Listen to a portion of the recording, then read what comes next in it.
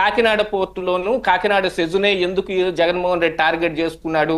ఏంటి ఇంకెవరు బతకట్లేదా ఆంధ్రప్రదేశ్ రాష్ట్రంలో? వేరే పారిశ్రమల జోలికి అసలు ఇంకొకటి ఏంటి, కాకినాడ పోర్టులోను కాకినాడ సెజునే ఎందుకు జగన్మోహన్ రెడ్డి టార్గెట్ చేసుకున్నాడు?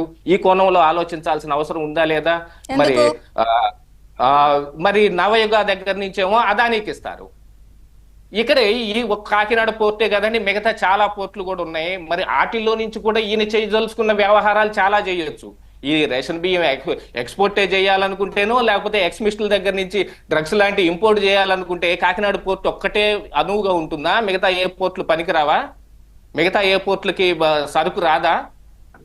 కానీ కాకినాడ పోర్టు మీద ఎందుకు కన్నేశాడు అని అంటే దాని వెనక సెజ్జులో ఉన్న భూములు, అది కాకుండా ఈ ఆ వ్యవహారం మొత్తం జగన్మోహన్ రెడ్డికి దాని మీద ఏదో ఒక అనుమానం కానీ, లేకపోతే ఇది ఒకప్పుడు మనం కట్టబెట్టిందేమో అనే ఒక ఉద్దేశం కానీ కనపడుతున్నట్టు కనిపిస్తా ఉంది.